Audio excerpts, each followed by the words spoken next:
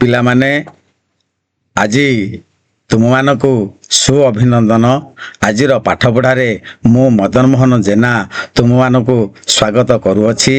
ଆଜି ଆମେ ମା ପରି ମୋର କିଏ ସେ ହେବ ପାଠଟିକୁ ଜାଣିବା, ଯେ କି ତୁମ ଘରେ ତୁମର ଅତି ନିଜର ଅତି ଆପଣାର ସେଇ ମା ବିଷୟରେ ଏଇ ମା ପରି ମୋର କିଏ ସେ ହେବ ପାଠରୁ କିଛି ନୂଆ ତଥ୍ୟ ସବୁ ଜାଣିବା। ମୁଁ କହିବି, ତୁମେମାନେ ମନ ଦେଇ ଶୁଣିବ। ଠିକ ଅଛି? ହଉ ପିଲାମାନେ, ତୁମମାନଙ୍କୁ ସ୍ୱାଗତ।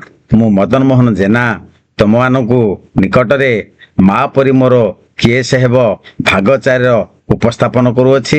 ଆସ ଆମେ ଏଇ ଭାଗ 4 ବିଷୟରେ ଅଧିକ କିଛି ଜାଣିବା। ହେଉ ପିଲାମାନେ, ଠିକ ଅଛି, ଚାଲ। ମା ଥିଲେ ଘର ଖୁସିରେ ହସେ, ମା ଥିଲେ ଘର ଖୁସିରେ ହସେ, ବିପଦ ଆପଦ ପାଖେ ନ ପଶେ, ବିପଦ ଆପଦ ପାଖେ ନ ପଶେ। ମାକୁ କେବେ ବି ଦୁଃଖ ନ ଦେବ, ମାକୁ କେବେ ବି ଦୁଃଖ ନ ଦେବ, ମାକୁ କେବେ ବି ଦୁଃଖ ନ ଦେବ। ସୁଖେ ଦୁଃଖେ ତାର ପାଖରେ ଥିବ, ସୁଖେ ଦୁଃଖେ ତାର ପାଖରେ ଥିବ। ମା ପରି ମୋର କିଏ ସେ ହେବ, ମା ପରି ମୋର କିଏ ସେ ହେବ ପରି। ପିଲାମାନେ ଦେଖୁଛ, ସୁନ୍ଦର ପରିବାରଟିଏ। ଏଇ ପରିବାରରେ ମା ସେମାନଙ୍କର ଛୁଆମାନଙ୍କ ସହିତ କେତେ ଆନନ୍ଦରେ ଅଛନ୍ତି। ଛୁଆର ହସ ଖୁସି ଦେଖିଲେ ମା ମନରେ ହସ ଖୁସି ଆସି ଯାଇଥାଏ ଏବଂ ମା ସଦାବେଳେ ଚାହେଁ ମୋ ପିଲାମାନଙ୍କର ମନରେ ଦୁଃଖ ନ ଆସୁ ଏବଂ ସଦାବେଳେ ଖୁସି ଥାଉ। ଏବଂ ବିପଦ ଆପଦ ସମୟରେ ମା ଯେମିତି ଆମକୁ ସାହାଯ୍ୟ କରନ୍ତି, ଆମେ ବଡ଼ ହେଲା ପରେ ମାକୁ ସେହିପରି ଆମେ ସାହାଯ୍ୟ ସହଯୋଗ କରିବା। ତା ମନରେ କେବେ ଦୁଃଖ ଦେବାନି, ତାକୁ ସଦାବେଳେ ନିଜ ପାଖରେ ରଖିବା। ଏବଂ ଆମେ ଜାଣୁଛେ ଯେ ମା ହେଉଛି ଏଇ ଜନନୀ, ଜନ୍ମଭୂମି ଠାରୁ ବି ବଡ଼, ସ୍ୱର୍ଗ ଠାରୁ ବି ବଡ଼। ତେଣୁ ମାକୁ ଖୁସିରେ ସଦାବେଳେ ତମେ ରଖିବ। ହଉ ଠିକ ଅଛି, ତାପରେ କଣ ଅଛି ଆମେ ଦେଖିବା।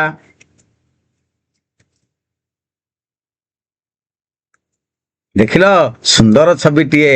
ମା, 2 ଝିଅ, ପୁଅ କେତେ ହସ ଖୁସିରେ ଅଛନ୍ତି।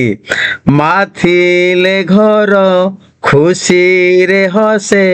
ଯଦି ମା ଅଛି ତେବେ ଆମ ଘରଟି ହସ ଖୁସିରେ ଭରି ଉଠିବ। କିଏ ଥିଲେ ଘର ଖୁସିରେ ହସେ। କହିଲ ପିଲେ, କିଏ ଥିଲେ ଘର ଖୁସିରେ ହସେ? ମା। ହଁ, ଠିକ କହିଛ ପିଲାମାନେ। ଯଦି ମା ଘରେ ଅଛି ହସ ଖୁସି ଲାଗିବ। ମା ଯଦି ଘରେ ନାହିଁ ତମକୁ କେମିତି ଅଡୁଆ ତଡୁଆ ସବୁ ଲାଗିବ ନା ନାହିଁ? ହଉ ପିଲାମାନେ, ଠିକ ଅଛି, ଆମେ ପରବର୍ତ୍ତୀ ଦେଖିବା। ଦେଖିଲ, ସୁନ୍ଦର ଛବିଟିଏ। ଗାଡି ଯାଉଛି, ଅଟୋ ଯାଉଛି।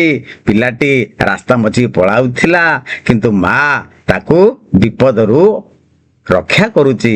ବିପଦ ଆପଦ ପାଖେ ନ ପଶେ। ତମେ ଜାଣିଲ ଯେ ମା ଯଦି ପାଖରେ ଅଛି କୌଣସି ବିପଦ ଆମ ପାଖକୁ ଆସିବ ନାହିଁ, ନା ନାହିଁ? ଆଚ୍ଛା, କେଉଁଠାରୁ ମା ଆମକୁ ରକ୍ଷା କରେ? ପ୍ରଶ୍ନଟି ହେଲା, ଦେଖିଲ, କେଉଁଠାରୁ ମା ଆମକୁ ରକ୍ଷା କରେ? ଉତ୍ତର କହିଲ ପିଲାମାନେ। ହଁ, ଠିକ କହିଛ। ବିପଦ ଆପଦରୁ ମା ଆମକୁ ରକ୍ଷା କରେ, ନା ନାହିଁ? ହଁ, ତାପରେ ଆମେ ଦେଖିବା ପାଠରେ କଣ ଅଛି।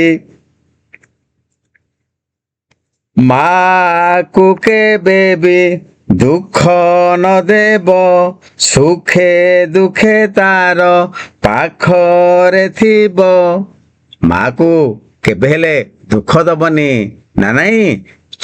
ଏବଂ ପିଲାମାନେ ମାର ଯଦି ଆଖିରେ ଦୁଃଖ ଆସେ, ଲୁହ ଚକେଇ ଆସେ, ଆମେ ମାର ଲୁହକୁ ପୋଛିଦେବା, ମାକୁ ଗେଲ କରିବା।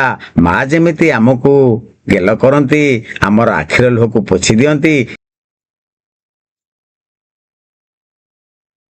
ପିଲାମାନେ, ଗୀତଟି ତମକୁ ଭଲ ଲାଗିଲା? ହଉ, ଆଉଥରେ ଶୁଣିବା ପାଇଁ ମନ କରୁଛ? ଠିକ ଅଛି, ଆଉଥରେ ତମେ ମନ ଦେଇ ଶୁଣ। ଏଇଭଳି ଗୀତଟିକୁ ତମେ ମଧ୍ୟ ଘରେ ଅଭ୍ୟାସ କରିବ। ଆଉଥରେ ମୁଁ ଗାଇ ଦଉଛି, ତୁମେ ମନ ଦେଇ ଶୁଣ। ମା ଥିଲେ ଘର ଖୁସିରେ ହସେ, ବିପଦ ଆପଦ ପାଖେ ନ ପଶେ। ମାକୁ କେବେ ବି ଦୁଃଖ ନ ଦେବ, ସୁଖେ ଦୁଃଖେ ତାର ପାଖରେ ଥିବ। ସୁଖେ ଦୁଃଖେ ତାର ପାଖରେ ଥିବ। ମା ପରି ମୋର କିଏ ସେ ହେବ, ମା ପରି ମୋର କିଏ ସେ ହେବ। ଦେଖ, ସେଇଭଳି ଆମେ ମଧ୍ୟ ମାର ଆଖିର ଲୁହ ପୋଛିଦେବା। ତାପରେ ଛୋଟିଆ ପ୍ରଶ୍ନଟି ଅଛି, ତମମାନଙ୍କୁ ପଚାରିବି, ତମେ ମନ ଦେଇ ପ୍ରଶ୍ନଟି ଶୁଣି ତାର ଉତ୍ତର ଦେବ। ହଉ, ଠିକ ଅଛି। ପ୍ରଶ୍ନଟି ହେଲା, କେଉଁ ପରିସ୍ଥିତିରେ ମା ପାଖରେ ରହିବା ଉଚିତ? ଆଉଥରେ କହିଦେଉଛି, ଶୁଣ। କେଉଁ ପରିସ୍ଥିତିରେ ମା ପାଖରେ ରହିବା ଉଚିତ? କହିଲ ଦେଖି, ଶୁଣିଲ ପରା, ଗୀତରେ ଲେଖାଯାଇଛି। ହଁ, ଠିକ କହିଛ।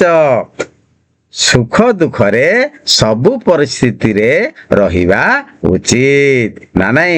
ଭଲ ଉତ୍ତର କହୁଛ ପିଲାମାନେ। ତମେ ଭଲ, ମାକୁ ବେଶୀ ଭଲ ପାଉଛ, ସେଥିପାଇଁ ସାଙ୍ଗେ ସାଙ୍ଗେ ଉତ୍ତର ଗୁଡ଼ିକ ସବୁ କହିଦଉଛ।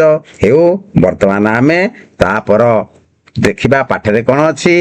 ମା ପରି ମୋର କିଏ ସେ ହେବ, ମା ପରି ମୋର କିଏ ସେ ହେବ। ନାଇଁ ପିଲାମାନେ, ସତରେ ମା ପରି କେହି ନାହାନ୍ତି। ଏଇ ଯୋଉ ଆକାଶରେ ସ୍ୱର୍ଗ ଦେଖୁଛ, ତାଠାରୁ ବି ମା ବଡ଼। ମା ଯଦି ତମ ପାଖରେ ଅଛି, ତମକୁ କୌଣସି ବିପଦ ନାହିଁ, କୌଣସି ଆପଦ ନାହିଁ। ତମକୁ ଭୋକ ଲାଗିବନି, ଶୋଷ ଲାଗିବନି, ତମକୁ କିଛି ଲାଗିବନି। ତମେ ଭାବିବ, ଯେକୌଣସି ପରିସ୍ଥିତିରେ ହେଉନା କାହିଁକି, ଯଦି ମୋ ପାଖରେ ଅଛି, ତେବେ ମୋତେ କୌଣସି ପରିସ୍ଥିତି ଡରାଇ ପାରିବ ନାହିଁ, କି ମୋତେ ବିଚଳିତ କରିପାରିବ ନାହିଁ, କି ମୋତେ ଭୟ କରିପାରିବ ନାହିଁ। ହଉ, ଠିକ ଅଛି, ଆମେ ତା ପରବର୍ତ୍ତୀକି ଯିବା। ଦେଖିବା ପାଠରେ କଣ ଅଛି। ତମେ ଜାଣିଲ ଯେ କି ଏହି ପଦରେ କେତେ ଗୁଡ଼ିଏ ମଫଳା ଶବ୍ଦ ରହିଥିଲା, ଏବଂ ବର୍ତ୍ତମାନ ଆମେ କଣ କରିବା, ମାଛ ପେଟରେ ଥିବା ଶବ୍ଦରେ ମଫଳା ଲଗାଇ ଶବ୍ଦ ଗଢ଼ିବା। ଦେଖୁଛ ମାଛ? ହଉ, ଠିକ ଅଛି। ଦେଖ, ପଦ ମାଛ ପେଟ ଭିତରେ କଣ କଣ ସବୁ ପଦ ସବୁ ଲେଖାଯାଇଛି। ବିଷ, ଜନ୍ମଭୂମି, ଲକ୍ଷଣ, ବିଷୟ। ତେଣୁ ଆମେ କଣ କରିବା, ସେଇ ବିଷ ଶବ୍ଦରେ କୋଠେ ମଫଳା ଦେଲେ ଯେ କି ଗୋଟେ ମଫଳା ଲାଗିଥିବା ନୂତନ ଶବ୍ଦଟିଏ ଗଠନ ହୋଇପାରିବ। ହଁ, ଠିକ କହିଛ ପିଲାମାନେ। ତେଣୁ ସ ତଳେ ଦବା। ହଉ, ଠିକ ଅଛି। ଦେଖ, ସ ତଳେ ଦେଲେ କଣ ହଉଛି, ଭୀଷ୍ମ।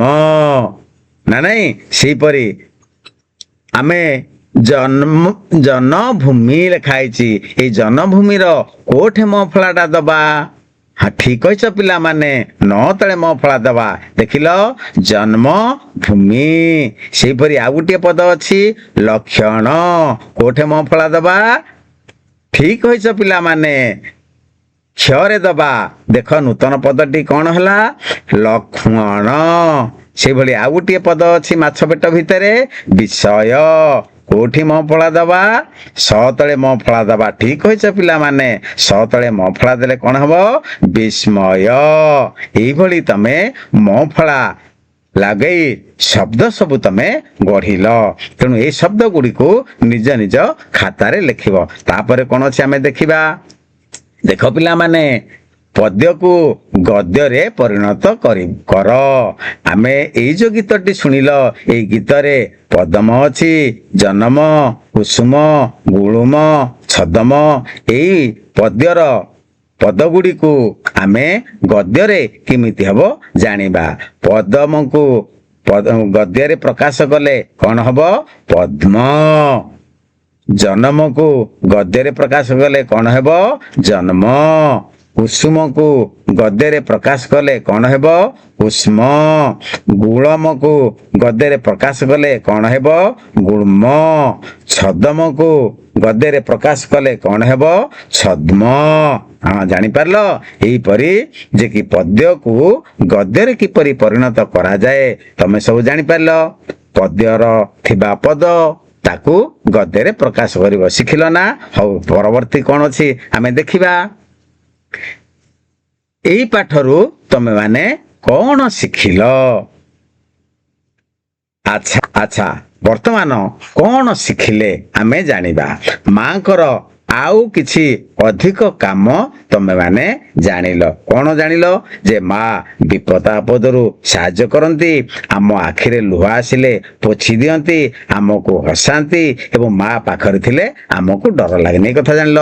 ତାରେ ମ ଫଳା ଚିହ୍ନିଲ ଓ ମ ଫଳା ପଢିଲ ନା ନାଇଁ? ମ ଫଳା ଯୁକ୍ତ ଶବ୍ଦ ମଧ୍ୟ ଗଢିଲ ଏବଂ ଲେଖିଲ। ମାଛ ପେଟରେ ଯୋଉ ମ ଫଳା ଲାଗି ନଥିବା ଶବ୍ଦ ଗୁଡ଼ିକ ଥିଲା, ତମେ ସେଇ ଶବ୍ଦ ଗୁଡ଼ିକରେ ମ ଫଳା ଲଗେଇ ତମେ ନୂତନ ଶବ୍ଦ ଗଢିଲ ଏବଂ ତାକୁ ମଧ୍ୟ ଲେଖିଲ। ତମେ ଏଇଭଳି କରିବ। ତା ପରବର୍ତ୍ତୀ କଣ ଅଛି ଆମେ ଦେଖିବା। ତୁମ ପାଇଁ କିଛି କାମ ଦିଆଯାଇଛି। ଏ ତୁମ ପାଇଁ କଣ କାମ ଅଛି?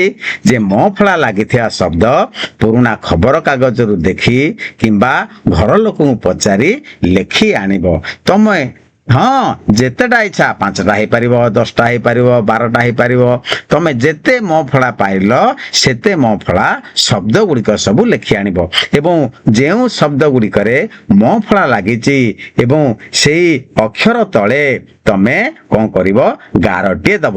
ଜାଣିବ ଯେ ଏହା ମ ଫଳା ଲାଗିଥିବା ଗୋଟିଏ ଶବ୍ଦ ଅଟେ। ଠିକ ଅଛି ପିଲାମାନେ, ଆଜିର ପାଠ ପଢାରେ ତମ ସମସ୍ତଙ୍କୁ ଧନ୍ୟବାଦ। ଖୁସିରେ ଶିଖିବା ସମସ୍ତଙ୍କ ଅଧିକାର। ନମସ୍କାର।